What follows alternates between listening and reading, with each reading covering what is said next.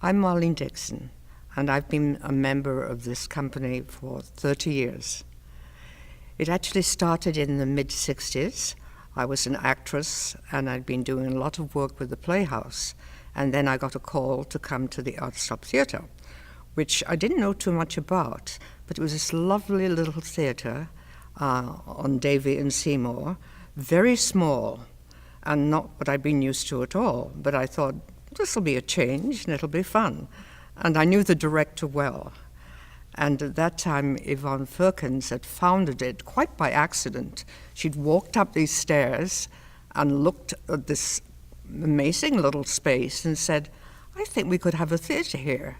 So together with many other people who gathered around, they actually built a theatre right up to the lovely seats that you could sit comfortably in and see many different plays. So I got a call, and I was asked to play a part in a play called Bell, Book and Candle, in which I was a witch. Not the witch with a hat on, but Kim Novak played the part in the movie, so they must have wanted blonde witches for some reason. But anyway, I enjoyed it very much, and off I went. And then, quite a few years later, I was in a very different position. I had to bring up 2 daughters, and I needed a real job, because theatre in the 60s, there wasn't many theatres around. In fact, the Playhouse and the Arts Club and UBC was about it.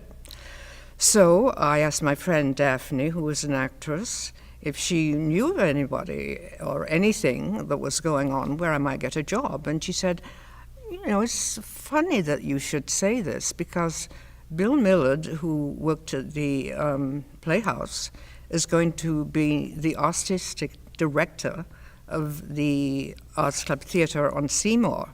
And then my mind went back to the little theatre, and I said, well, that's great. And she said, he's looking for people, and there may be something you can do there. So I went down and was interviewed by him, and I liked him right away. And he told me the ideas he had and some of the plays he had in mind. And he'd also been directing plays there already, so he had a good feel of the theatre. And I'd done some publicity for the young woman who was to become the world figure skating champion, Kara Magnusson. And nobody wanted to do publicity because they knew nothing about it. So I fell into that quite by accident. So when Bill heard of this, he said, how would you like to be our first publicity person? And I said, fantastic. How much do I get paid? And he told me. And I went, oh. Wish that was a little more. He said, well, as we go along, we'll see what we can do. He said, we don't have much to begin with, and you know how hard it is for theatres to keep going, and I did.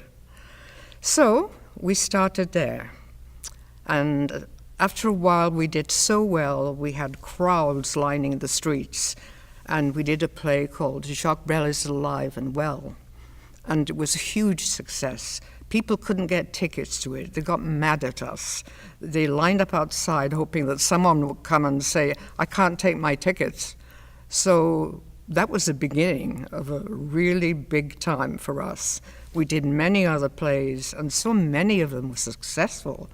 And same thing happened, lineups down the street, and we were literally, squashed into this place and nowhere else to go. And then a very nice thing happened. The Granville Island Theatre was just beginning to get going with the market and some restaurants, and they wanted a theatre. So when we heard this, we went down and talked to the Granville Island Trust and told them that we were absolutely perfect. Showed them all the plays we'd done, how well we'd done, how much money we'd made, even in theatre. And we then had another theatre.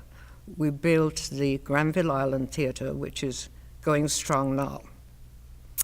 After that, it was the Review Theatre, which was right next to the Granville Island Theatre, on Granville Island, of course. And we did many different plays there. starting off with a musical and just going from one to another. After that, the crown, should I say, for all of us was when we were asked, and we had certainly pushed for it, to have the Stanley Theatre as our big theatre, because we were still doing enormously well and getting tons of people coming, selling season tickets, and of course we were very happy. But to be able to change the Stanley Theatre, which had been a movie theatre, and it was a beautiful old theatre. It was like walking to a theatre in New York or in London and seeing the big oval ceiling, which was gold, and the lights at the side, seashell covered, like big seashells. And we made it as close to the original as we could. And it was a success. The first play we did was, I'm trying to remember, it was a musical. Don't quite remember the name, but it was a musical, and it ran, and it ran, and it ran, and then it was time to put on another one, because by then we had a lot of season tickets, and I just love theatre. We all worked very hard. I worked particularly hard because I wanted the people out there to know that we had this wonderful theatre and these great people on stage, people backstage, people making costumes, set designers. It really was amazing. I know I came into the theatre and sat down and got this feeling of excitement, thinking, wow, here's another special thing for me. I love theatre, and I'm so lucky to be here. And if you feel the same way I do, if you love theatre and it's special to you, maybe you can give us something back in return. We really would appreciate it. Thank you.